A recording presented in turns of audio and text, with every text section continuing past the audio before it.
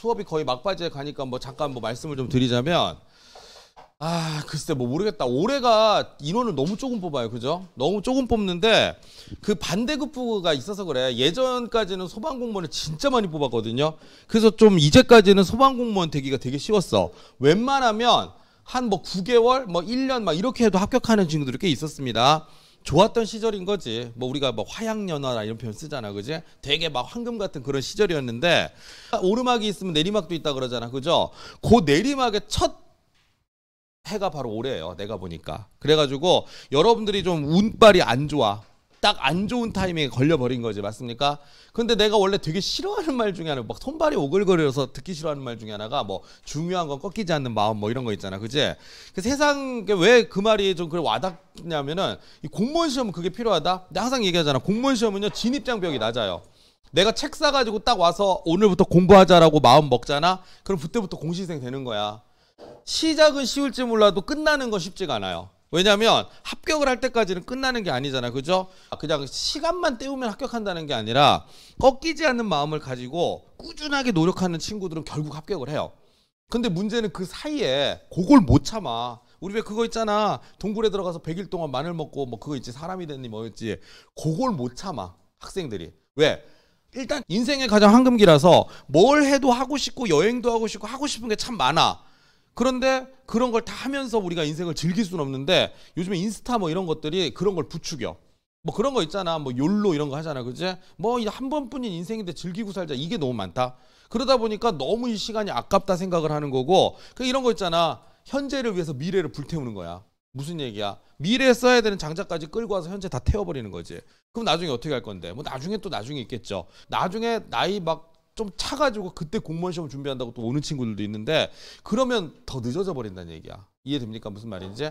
공무원이 된다는 건 여러분들이 생각하는 것보다 메리트가 꽤나 많아요. 왜냐하면 이 공무원 되고 나면 평생을 일할 직장이 생겨. 앞으로는 여러분들이 그 어떤 바운더리 안에서 그 내부에서 고민하는 거 이외에는 인생에서는 별로 고민할 게 없다는 얘기야. 뭐 그런 거 있잖아. 누구랑 결혼을 할 것이냐, 아이는 어떻게 키울 것이냐 이런 고민 말고 내가 뭘 해먹고 살지라고 하는 그 고민은 사라지는 거란 말이지. 근데 그게 그렇게 쉽게 된다고 생각해요?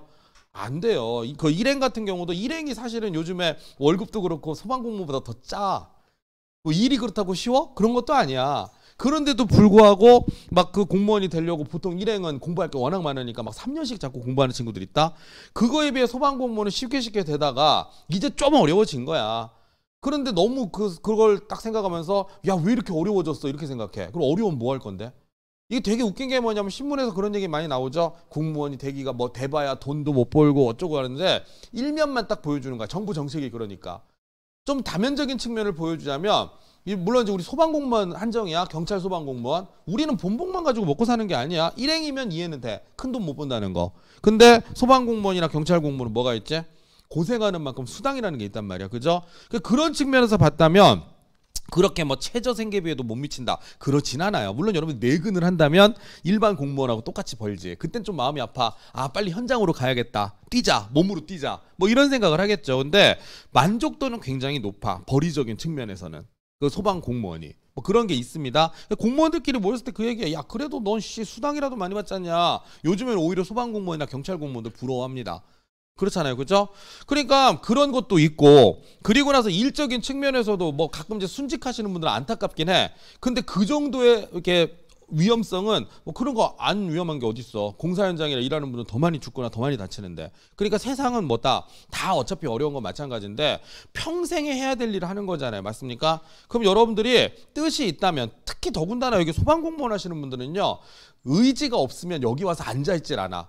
니네가 소방공무원 되면은 뭐 럭셔리하고 막 화려한 삶을 사는 거야? 아니야. 남을 위해서 봉사하면서 사는 건데 남을 위해서 봉사하기 위해서 이 자기 자신의 젊음을 불태워가지고 공부하러 여기 모였다? 대단한 겁니다. 그거는 눈빛 자체가 달라야 돼. 사명감 없으면 이거 못해요. 사실은. 이게 뭐가 좋다고 해? 소방공무원 불 끄러 다니는 거. 어른들 별로 안 좋아하거든. 힘들다고. 그렇지 않습니까?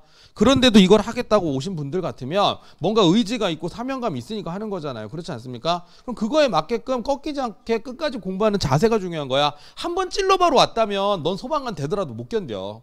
한번 찔러보러 왔어. 오, 멋있을 것 같아. 가가지고 불에 탄 시신 한번 보고 절단된 시신 보고 박살난 머리통 보고 하면은 그 트라우마에 빠져서 어떻게 견딜 거야? 평생 그러고 살아야 되는데. 그런데 그런 것들을 견딜 마음이 있으니까 지금 소방관이 되려고 온 거 아니에요. 그렇지 않습니까? 저는 이렇게 생각해. 저도 많이 겪어봤잖아. 그지? 긴 인생으로 봤을 때는요. 1, 2년 늦게 들어가고 건 별 의미는 없어요. 공무원이 되는 게 1, 2년 늦어진다? 할 거 다 하고 그 다음에 좀 늦게 간다 이렇게 생각하시고 인생 즐길 걸 다 즐기다가 나중에 나이 먹어가지고 좀 늦은 나이에 얼마 이제 제한 얼마 안 남았을 때 그때 시작해가지고 합격을 했어.